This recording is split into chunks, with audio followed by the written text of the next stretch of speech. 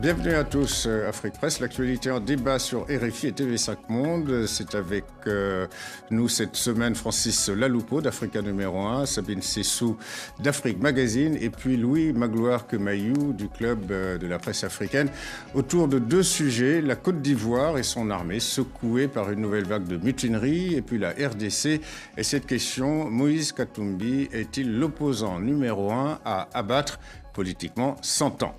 D'abord, la Côte d'Ivoire, confrontée donc à une nouvelle saute d'humeur dans les rangs de l'armée. On revient sur ces événements avec Antoine Fontenot de TV5 Monde. À Bouaké, la police reprend le contrôle de la rue. On est content pour l'accord qui a été trouvé.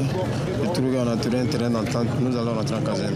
Les soldats mutins libèrent la sortie sud de la deuxième ville de Côte d'Ivoire, comme ils l'ont fait ces dernières heures ailleurs, à Bouaké ou à Abidjan, la capitale économique. Les commerces rouvrent leurs portes après 4 jours de blocage et d'incertitude. Depuis vendredi, employés et travailleurs étaient restés chez eux. Ce matin, on n'est pas embrouillé, on est venu au travail tranquillement. Donc on sait que c'est bon. On pense que tout est résolu. Aucun détail ne filtre pour le moment sur les modalités de l'accord entre les militaires et le gouvernement. Accord annoncé à la télévision lundi soir par le ministre de la Défense. Une annonce d'abord accueillie par des tirs des militaires concernés, sans que l'on sache s'il s'agissait de tirs de joie ou de colère. Les mutins réclamaient l'application d'un premier accord financier signé au début de l'année. Les reliquats de primes promis pour le mois de mai n'avaient pas encore été versés. Cette somme qui va décaisser va encore engendrer autre grève. C'est-à-dire que les factionnaires, les autres armées encore vont s'élever encore pour faire la même chose. Donc franchement, ça ne va pas. Si le gouvernement semble avoir cédé rapidement, c'est que le mouvement commençait à s'étendre dans le sud-est du pays notamment. Les incidents ont fait 1 mort et au moins une vingtaine de blessés. Voilà, le bilan est passé à 4 morts, le bilan officiel donc de cette mutinerie en Côte d'Ivoire. Le pouvoir du président Alassane Ouattara soumis à de nouvelles pressions militaires. Quelques centaines de mutins sont donc sortis pendant 4 jours de leur caserne et à travers le pays. Et comme lors de la mutinerie de janvier dernier, Francis, ils sont rentrés dans les rangs après, semble-t-il, avoir obtenu ce qu'ils réclamaient, c'est-à-dire le paiement, en tout cas la promesse que les primes qu'ils ont réclamées en janvier, ces primes seront bel et bien payées. En tout cas, les termes de l'accord n'ont pas été vraiment précisés par les autorités ivoiriennes. Toujours est-il que, on peut constater que... En tout cas, un certain nombre de militaires ont dit que cet argent sera payé. D'autant qu'ils n'avaient qu'une revendication, c'était celle-là, c'était une revendication financière. Alors, tout cela intervient évidemment dans un contexte économique très difficile en Côte d'Ivoire, les autorités le reconnaissent. Mais d'abord sur le plan juste politique, c'est quand même inquiétant qu'un pouvoir, une fois de plus, soit contraint de céder à des militaires, à une armée gouvernementale. C'est inquiétant que dans un pays, évidemment, normal, dans un état de droit, qu'on puisse admettre que 5 mutineries, je veux dire, depuis le mois de janvier, que de temps en temps, comme ça, des militaires sortent des casernes, manifestent leur humeur et exercent un chantage financier systématique sur un État. Ces soldats ont obtenu en janvier dernier 5 millions de francs CFA chacun. Ils sont quand même 8500 soldats. Et il y avait donc ce reliquat, évidemment, que l'État traînait un peu à payer. Donc ils sont venus se rappeler un peu au bon souvenir de l'État en bloquant des voies de circulation, en provoquant un vent de panique dans tout le pays. En exerçant des violences. En exerçant des violences, avec le bilan que vous avez rappelé, donc des morts et des blessés. Alors, la question qui se pose aujourd'hui, c'est de savoir si l'État va se contenter de payer cette dette, qui est une dette toxique quand même, qui date quand même de l'époque de la rébellion, et laisser impunis les crimes, les actes délictueux qui ont été commis par ces soldats pendant 4 jours dans le pays. Sans compter l'image que la Côte d'Ivoire renvoie d'elle-même, une image abîmée avec ces mutineries à répétition. Comment arriver à mettre en place une armée qui soit républicaine, régulière, respectueuse, évidemment, des règles ordinaire dans un état de droit? C'est la question qui se pose aujourd'hui en Côte d'Ivoire. Voilà, alors on a vu, Sabine, une population ivoirienne lassée, une population en colère pas seulement contre les mutins, mais également contre les autorités jugées incapables finalement de les protéger. Il y a eu 4 morts. 4 morts, et puis surtout, à chaque fois, les autorités cèdent. Et on ne voit pas d'arrestation, pas de sanctions. Et je trouve que ça renvoie à un problème plus général d'impunité en Côte d'Ivoire. Et c'est assez troublant de voir à intervalles réguliers des militaires qui ont certes contribué à la résolution de la crise post-électorale en 2011 et qui se servent de cette légitimité vraiment historique pour avoir des revendications.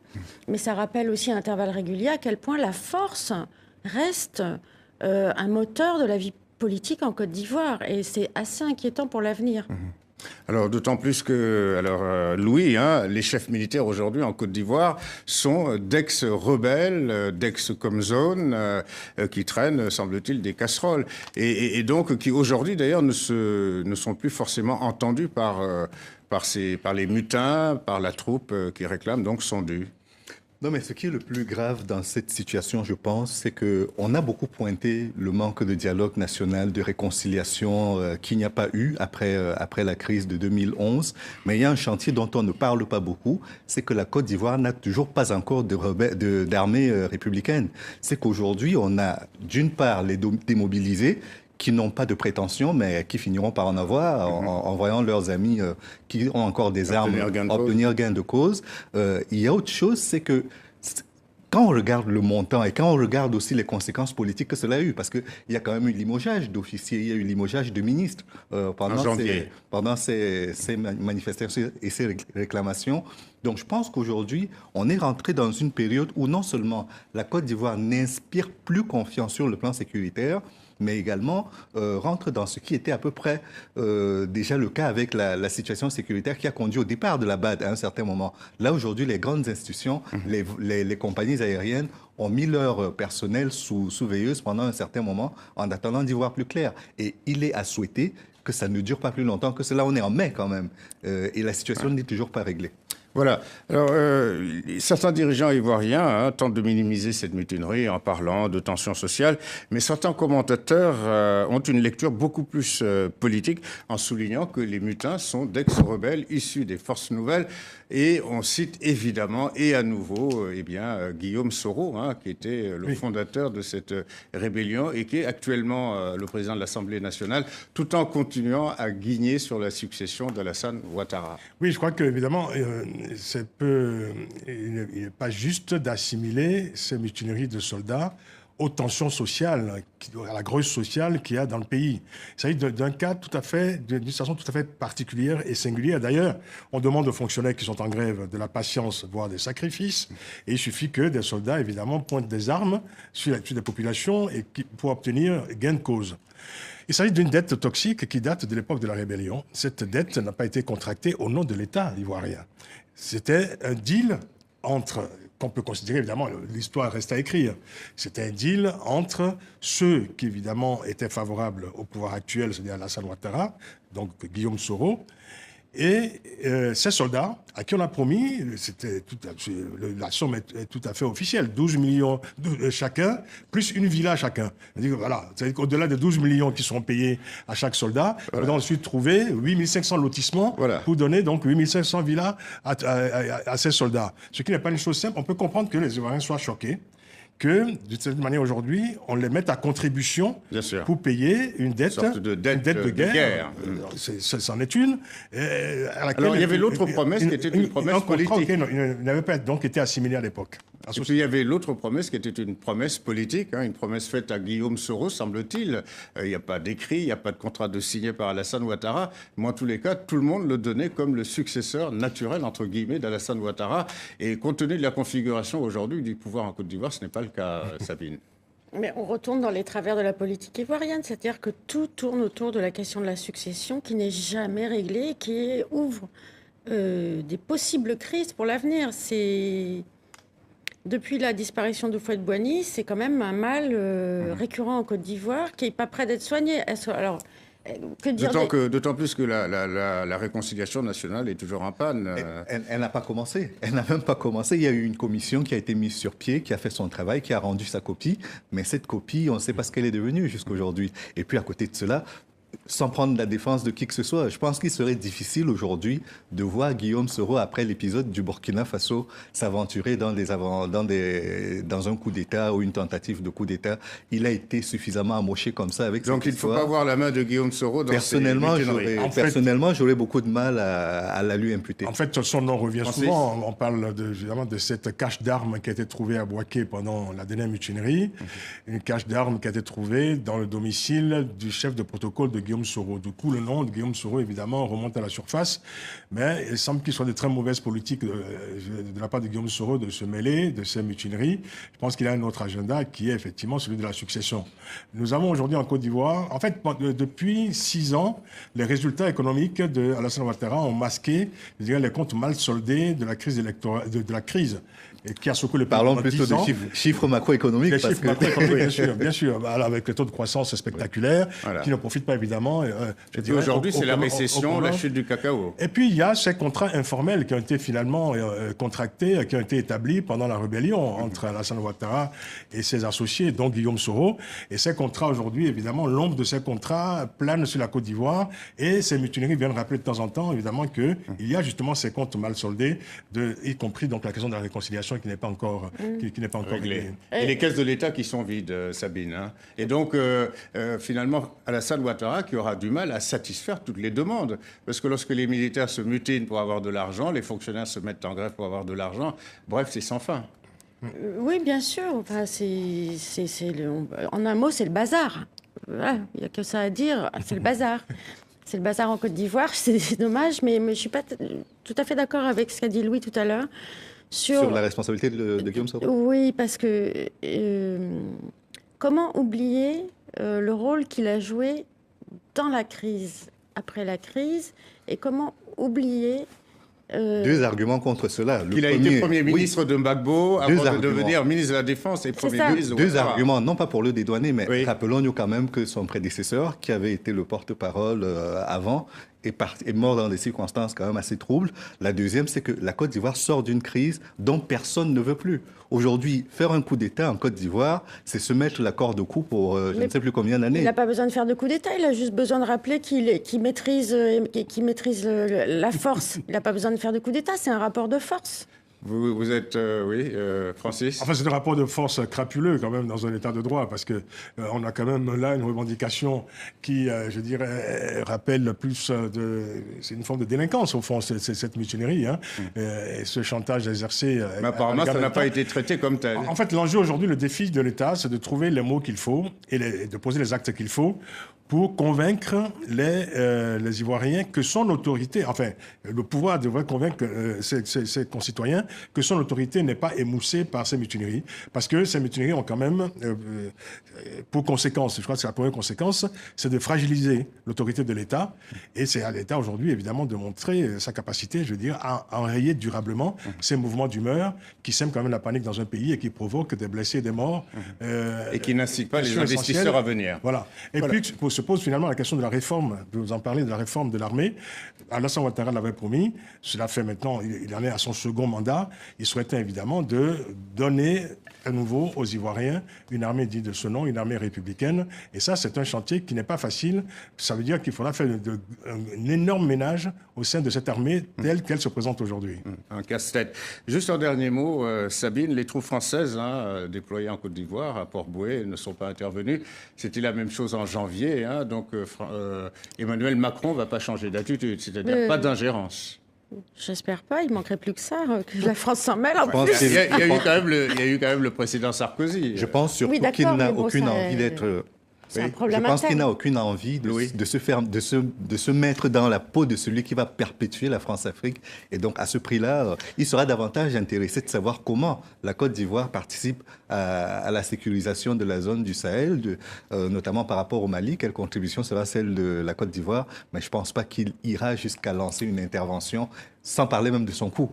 Voilà, un autre débat en somme. RFI TV5, Monde Afrique Presse. On passe à notre deuxième sujet, la RDC et le sort de l'opposant Moïse Katumbi, l'ancien gouverneur, naguère allié au président Kabila et depuis sa déclaration de candidature à la présidentielle, semble-t-il, dans le viseur du pouvoir, alors qu'il a été blanchi par les évêques dans un rapport de la Cinco, dans les dossiers judiciaires qui lui valent depuis plus d'1 an un exil forcé. Eh bien, il est au cœur d'une nouvelle enquête sur sa situation fiscale menée par l'Agence nationale du renseignement, ce qui, semble-t-il, est également illégal. On écoute réagir Moïse Katumbi. Il est au téléphone avec Christian Eboulé de TV5 Monde. Il en est maintenant que je vis en exil parce qu'il y a de l'acharnement politique envers la personne de Moïse Katumbi.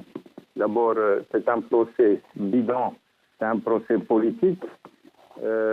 J'étais au Congo, j'ai travaillé en tant que comme gouverneur de la province du Katanga. En réalité, il s'agit d'une chasse aux sorcières politique afin de m'écarter du débat politique. Mais ils ne l'arrêteront pas. Le président Kabila et son gouvernement sont en train de violer l'accord de la Saint-Sylvestre. Nous voulons avoir les élections le plus vite possible et nous n'allons pas reconnaître le gouvernement de M. Bruno Tshibala parce qu'ils ont violé l'accord. Et je crois la CENCO était très claire sur ça. Je voulais demander aussi à l'Union africaine, avant de terminer, à l'Union africaine, à la communauté internationale, de nous aider à appliquer cet accord. Voilà, donc Moïse Katumbi qui était au téléphone avec Christian Eboulé. En RDC, le président Kabila a procédé à une reprise en main du processus de la transition. Il a court-circuité l'accord politique dit du 31 décembre, conclu sous l'égide de la Conférence épiscopale nationale du Congo, la CENCO. Il a nommé un nouveau Premier ministre, formé un nouveau gouvernement, fait approuver le texte de l'arrangement particulier. Bref, il n'y a que les forces du rassemblement qui refusent d'apporter leur accord ou de reconnaître tout ce processus, y compris d'ailleurs l'Église. Et puis, il y a cette obsession, Francis, du pouvoir, semble-t-il, à l'égard de Moïse Katumbi. Donc, il a été blanchi par les évêques dans un rapport de la CENCO qui a été remis au mois de mars à Kabila. Mais il est toujours exilé en raison, justement, de ses poursuites et décisions judiciaires. Parce que, après Étienne Tshisekedi, père son âme, Moïse Katumbi est apparu comme l'opposant le plus sérieux du régime. D'autant plus redouté qu'il vient du sérail, si je puis dire. Il était quand même au sein de la majorité présidentielle. Et il est devenu, évidemment, l'ennemi public numéro 1 du pouvoir dès lors qu'il en est devenu le dissident de cette majorité présidentielle. Et donc on a eu cette condamnation à 3 ans de prison pour spoliation d'un immeuble appartenant à un citoyen grec et également pour recrutement de mercenaires. Vous venez de le dire, donc la CENCO a considéré que ces procès étaient tout à fait injustifiés, en tout cas ne reposaient sur aucun élément probant. Il faut se rappeler aussi que l'une des juges qui avait participé, enfin qui avait été qui avait participé au procès pour spoliation de biens, Madame Chantal Ramazani, je crois, qui est aujourd'hui donc exilée, a révélé que les juges avaient subi des pressions très fortes de la part des autorités pour condamner Moïse Katumbi. Donc tout cela, finalement, nous renvoie à une réalité aujourd'hui, c'est que dans un certain nombre de pays en Afrique, l'arme judiciaire est devenue, je dirais, l'arme de destruction massive des opposants. Alors il y a un scénario tout à fait simple. Évidemment, on condamne l'opposant quand il arrive à s'échapper en prétestant, je dirais, une pathologie et en obtenant une évacuation sanitaire à l'étranger. Ben, il y reste à l'étranger, il est exilé et plus il reste à l'étranger et plus le pouvoir, évidemment, s'en accommode. Et cette nouvelle enquête sur la situation fiscale des entreprises de Moïse Katumbi, c'est juste un message envoyé à Moïse Katumbi, c'est restez là où vous êtes, ne rentrez pas. Alors, éloigner Moïse Katumbi revient effectivement à le couper finalement des Congolais, Sabine. C'est un peu ce que cherche le pouvoir? Je ne crois pas, parce qu'on est à l'époque de WhatsApp, de la télévision et tout ça, et je ne pense pas que Moïse Katumbi soit si coupé que ça de son pays. Au contraire, je pense que c'est très contre-productif de la part de Kabila de faire de Moïse Katumbi une sorte d'exception et de polariser sur lui toute l'attention. En fait, ça lui rend service, en réalité. Ça en fait un martyr ou une victime, ou enfin, en tout cas, ça lui donne une épaisseur supplémentaire. C'est très contre-productif, à mon avis. Alors, quant au... Oui, Louis? Moi, je pense que le seul avantage qu'il présente aujourd'hui, sans minimiser son importance politique, il a quand même été gouverneur du Katanga, il est le propriétaire du tout-puissant Mazembe, c'est un homme d'affaires prospère. Sans minimiser tout cela, ce que je dis, c'est que la seule chose qu'il aurait pu réussir, c'est faire sortir la RDC de ce duel de dynastie que l'on a en RDC, que l'on a au Togo et que dans une certaine mesure, on a aussi au Gabon. C'était l'avantage qu'il présentait, c'était d'être quelqu'un de neuf par rapport à Félix Tshisekedi, par exemple, qui est sur le terrain aujourd'hui. Vous parlez de lui au passé? Mais il est toujours là. Non, parce qu'il n'est plus sur le terrain. Il n'est plus sur oui, mais enfin, il est toujours acteur et oui. même... Il n'est pas tout à fait mort. Non, j'ai pas dit qu'il est mort. Je veux dire rien n'exclut son retour, d'ailleurs, cependant. Ah non, rien n'exclut son retour, d'autant que la crise est toujours active. Et qu'il est très populaire. Sans oublier qu'il fait toujours... Enfin, je ne sais pas s'il a démissionné du PPRD, mais il a quand même fait partie du PPRD, la majorité. Il a démissionné. Il a quitté la majorité présidentielle. Donc, il l'a quitté, mais c'est quand même un ancien de... Enfin, mais il fait partie de l'alliance. l'alliance. C'est pas un opposant de si longue date que cela. Il n'a pas de partie de la coalition du Rassemblement. Il fait partie de l'alliance de je veux bien penser. Non, cela dit, souvent, Louis, d'anciens acteurs politiques de la majorité passent à l'opposition. C'est très courant. L'exemple d'Emmanuel Macron en France. Oui. Il a en moins d'un an. Donc il n'y a rien de scandaleux qu'il ait été membre de la majorité, qu'aujourd'hui il est représentant de l'opposition. Absolument. Et dans cette bataille-là, je crois que les armes qui sont utilisées contre lui sont celles qu'il aurait pu utiliser lui-même s'il avait été dans la même situation. C'est qu'on est aujourd'hui dans un jeu politique. Mais là, on lui prête des pratiques qui, pour l'instant, ne sont pratiquées que par le pouvoir de Kabila. D'ailleurs, aujourd'hui, cette semaine, si je puis dire, les 20 ans du départ de la fin du règne de Mobutu, et on retrouve quand même les mêmes méthodes qu'à l'époque de Mobutu pour contraindre ou pour faire taire les opposants. Ce sont les mêmes méthodes parce que la classe politique congolaise renvoie une image d'elle-même qui est quand même particulièrement désolante. Mais en même temps, il faut pas non plus... Bon, il y a le problème des personnalités qui sont autour de Kabila et qui reproduisent des schémas politiques bien connus, la flatterie, même la flagornerie. Enfin, l'instrumentalisation de la justice. Lambert Mende, c'est un ancien moboutiste. Il y a Kinkessé aussi, non, je il a d'abord été moboutiste. Lumumbiste. Voilà, donc... Et Etienne Tshisekedi aussi était moboutiste. Enfin, il était dans le système de Mobutu. Oui, donc on ne peut pas reprocher à Moïse Katumbi. J'aimerais dire quelque chose, si ça vous ennuie. Oui, bien sûr, bien sûr. Non, je rappelais juste que... En fait, ce que je voulais dire, c'est que malgré le poids du passé, on ne peut pas non plus faire comme si toutes les manœuvres politiques du pouvoir de Kinshasa fonctionnaient, parce qu'on est responsable, nous, en tant que journalistes, on est responsable des perceptions et du récit qui s'impose à l'international. J'ai pas fini.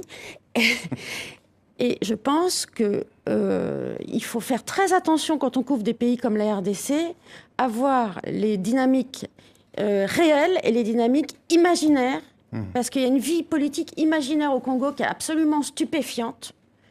Et qui est nourrie par le pouvoir.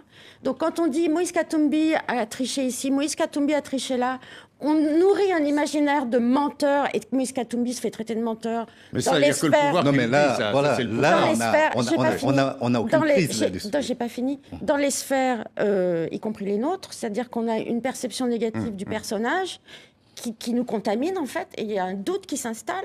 Et quand on va sur le terrain et qu'on regarde un peu les dynamiques réelles qu'il y a sur le terrain, on se rend compte qu'il n'y a absolument pas... Il n'y avait pas de problème entre Moïse Katumbi et Etienne Tshisekedi de son vivant.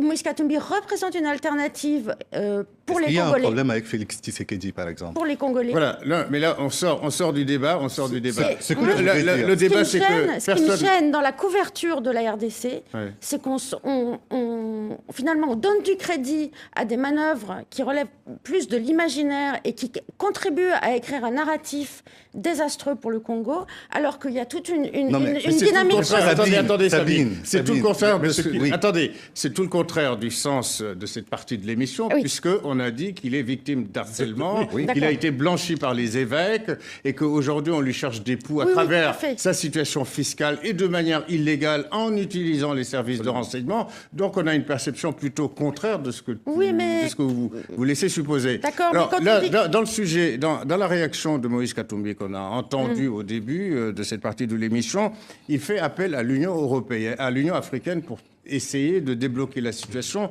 Pour l'instant, l'ONU semble, je dirais, là aussi, dans l'incapacité d'agir et de faire entendre raison à Joseph Kabila pour permettre le retour de Katumbi et puis aussi pour respecter ces accords du 31 décembre. Francis, comment sortir de l'impasse ? Je pense qu'il y a des mécanismes très particuliers quand même qui travaillent la classe politique congolaise. C'est une réalité que ce pouvoir ne respecte pas les engagements qu'il a pris vis-à-vis de la population. Vous parlez d'élections truquées, des accords qui sont signés qui ne sont pas respectés, les dialogues qui se suivent et se ressemblent, évidemment avec des résolutions jamais appliquées. Nous avons affaire quand même à un pouvoir qui aujourd'hui, je veux dire, vous parlez de l'intervention de l'Union africaine. C'est un pouvoir aujourd'hui qui va à l'encontre de toutes les recommandations de la communauté internationale, y compris l'Union africaine, qui a quand même fait son round aussi de dialogue à un moment donné. Quelques semaines plus tard, ce dialogue, évidemment, était passé par perte de profit. Et il y a eu ce nouveau dialogue du 31 décembre 2016, qui aujourd'hui aussi, au fond, n'appartient plus qu'à une opposition qu'on dit radicale, c'est-à-dire le rassemblement. La vraie question, et celle-là n'est pas imaginaire, Sabine, c'est que nous avons une crise interminable et qu'il y a un agenda du pouvoir qui est en train d'imposer à la fois à sa population et à la communauté internationale, c'est-à-dire la mise en place des mécanismes permettant à M. Joseph Kabila de se maintenir indéfiniment au pouvoir, y compris d'un référendum qui se profile à l'horizon. Voilà, c'est la fin de cette émission. Malheureusement, on aurait pu continuer le débat, notamment autour de la RDC. Merci Sabine Sessou, merci Francis Laloupo et à vous, Louis Magloire Kemayou, ainsi qu'aux équipes techniques et rédactionnelles de cette émission. Vous pouvez retrouver cette édition d'Afrique Presse sur les sites internet de RFI et de TV5 Monde. Grand merci de votre fidélité à Afrique Presse et à la semaine prochaine.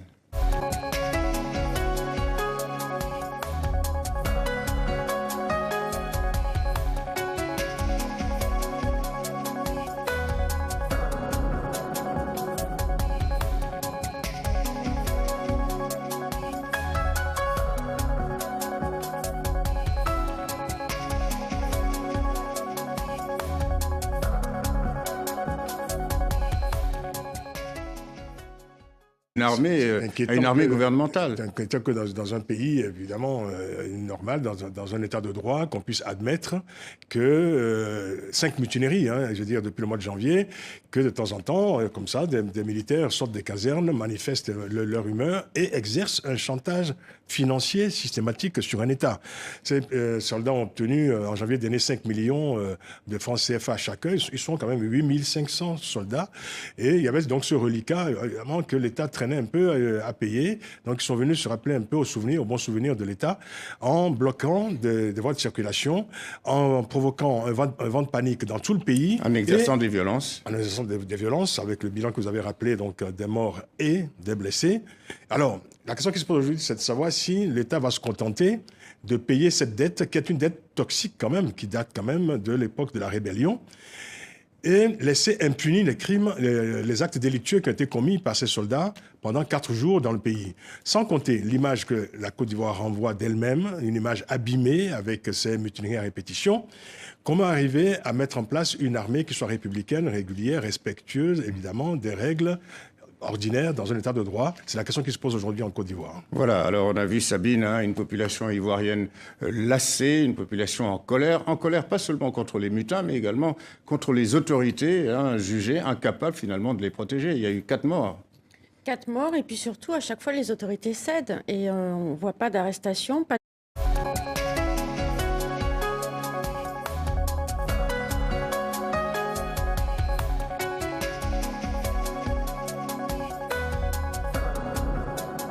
Bienvenue à tous, Afrique Presse. L'actualité en débat sur RFI et TV5 Monde. C'est avec nous cette semaine Francis Laloupo d'Africa numéro 1, Sabine Sessou d'Afrique Magazine et puis Louis Magloire Kemayou du Club de la presse africaine.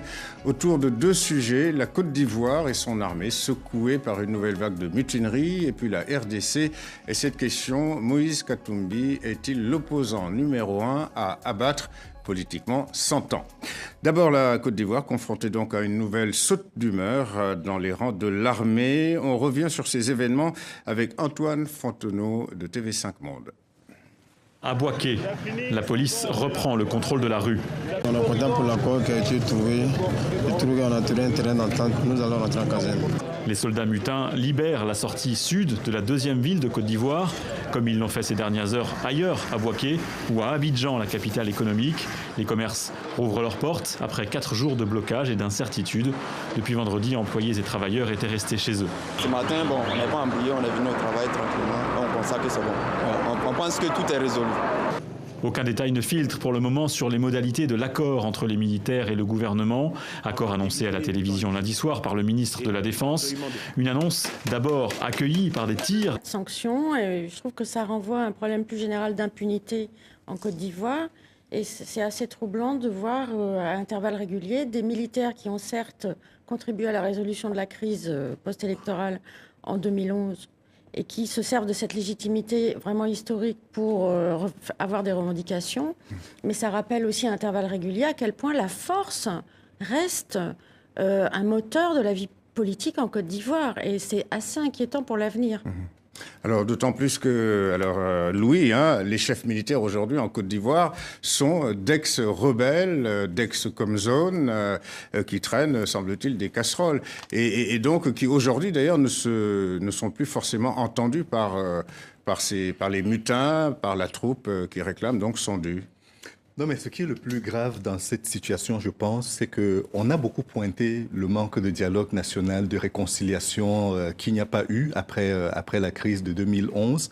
Mais il y a un chantier dont on ne parle pas beaucoup, c'est que la Côte d'Ivoire n'a toujours pas encore d'armée républicaine. C'est qu'aujourd'hui, on a d'une part les démobilisés, qui n'ont pas de prétention, mais qui finiront par en avoir en voyant leurs amis qui ont encore des armes obtenir gain de cause. Il y a autre chose, c'est que quand on regarde le montant et quand on regarde aussi les conséquences politiques que cela a eu, parce qu'il y a quand même eu limogeage d'officiers, il y a eu limogeage de ministres pendant ces manifestations et ces réclamations. Donc je pense qu'aujourd'hui, on est rentré dans une période où non seulement la Côte d'Ivoire n'inspire plus confiance sur le plan sécuritaire, mais également rentre dans ce qui était à peu près déjà le cas avec la situation sécuritaire qui a conduit au départ de la BAD à un certain moment. Là, aujourd'hui, les grandes institutions, les compagnies aériennes ont mis leur personnel sous veilleuse pendant un certain moment en attendant d'y voir plus clair. Et il est à souhaiter que ça ne dure pas plus longtemps que cela. On est en mai quand même. Et la situation n'est toujours pas réglée. Voilà. Alors, certains dirigeants ivoiriens tentent de minimiser cette mutinerie en parlant de tensions sociales, mais certains commentateurs ont une lecture beaucoup plus politique en soulignant que les mutins sont d'ex-rebelles issus des forces nouvelles. Et on cite évidemment et à nouveau Guillaume Soro, qui était le fondateur de cette rébellion et qui est actuellement le président de l'Assemblée nationale, tout en continuant à guigner sur la succession d'Alassane Ouattara. Oui, je crois qu'évidemment, il n'est pas juste d'assimiler ces mutineries de soldats aux tensions sociales, à la grosse sociale qu'il y a dans le pays. Il s'agit d'un cas d'une situation tout à fait particulière et singulière. D'ailleurs, on demande aux fonctionnaires qui sont en grève de la patience, voire des sacrifices. Et il suffit que des soldats, évidemment, pointent des armes sur des populations pour obtenir gain de cause. Il s'agit d'une dette toxique qui date de l'époque de la rébellion. Cette dette n'a pas été contractée au nom de l'État ivoirien. C'était un deal qu'on peut considérer, évidemment, l'histoire reste à écrire. C'était des militaires concernés, sans qu'on sache s'il s'agissait de tirs de joie ou de colère. Les mutins réclamaient l'application d'un premier accord financier signé au début de l'année. Les reliquats de primes promis pour le mois de mai n'avaient pas encore été versés. Cette somme, il va décaisser, va encore engendrer autre grève. C'est-à-dire que les factionnaires, les autres armées encore vont s'élever encore pour faire la même chose. Donc franchement, ça ne va pas. Si le gouvernement semble avoir cédé rapidement, c'est que le mouvement commençait à s'étendre dans le sud-est du pays notamment. Les incidents ont fait un mort et au moins une vingtaine de blessés. Voilà, le bilan est passé à 4 morts, le bilan officiel donc de cette mutinerie en Côte d'Ivoire. Le pouvoir du président Alassane Ouattara soumis à de nouvelles pressions militaires. Quelques centaines de mutins sont donc sortis pendant 4 jours de leur caserne et à travers le pays. Et comme lors de la mutinerie de janvier dernier, Francis, ils sont rentrés dans les rangs après, semble-t-il, avoir obtenu ce qu'ils réclamaient, c'est-à-dire le paiement, en tout cas la promesse que les primes qu'ils ont réclamées en janvier, ces primes seront bel et bien payées. En tout cas, les termes de l'accord n'ont pas été vraiment précisés par les autorités ivoiriennes. Toujours est-il que, on peut constater que... En tout cas, un certain nombre de militaires ont dit que cet argent sera payé. D'autant qu'ils n'avaient qu'une revendication, c'était celle-là, c'était une revendication financière. Alors, tout cela intervient évidemment dans un contexte économique très difficile en Côte d'Ivoire, les autorités le reconnaissent. Mais d'abord sur le plan juste politique, c'est quand même inquiétant qu'un pouvoir, une fois de plus, soit contraint de céder à des militaires.